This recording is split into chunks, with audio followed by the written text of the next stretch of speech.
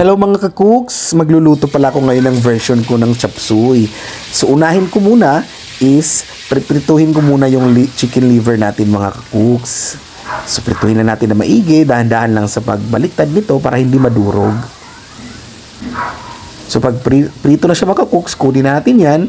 Tapos gisahin na natin yung ating aromatics. Bali, small size na onion lang yan, tsaka 6 cloves ng garlic. Isunod na rin natin tong 300 grams na chicken.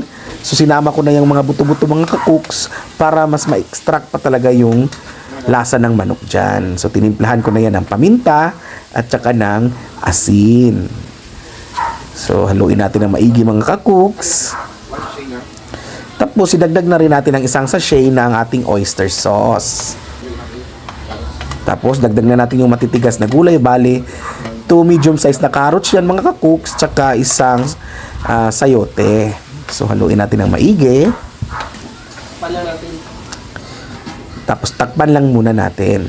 Tapos pag kumulo na, haluin natin uli. Tapos idagdag na natin yung Baguio beans natin mga ka-cooks, tsaka yung ating green peas. Daming gulay nito mga ka-cooks. Tignan mo naman yung kulay, vibrant talaga. Haluin uli natin. Takpan natin.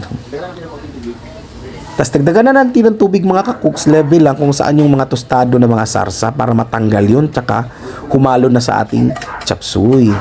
So idagdag na rin natin yung cabbage. Tingnan naman mga ka-cooks yan, malapit na yung maluto. Tapos timplahan natin ng patis, so sana aayon nating panlasa. Idagdag na rin natin yung chicken liver na pinito natin kanina. Tingnan naman yan mga ka-cooks, malapit na. So kulo.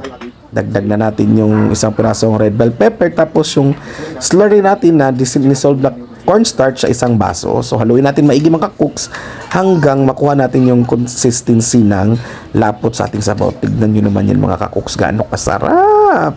Mapaparami na naman tayo ng kanin nito. Toppings pa ng boiled egg.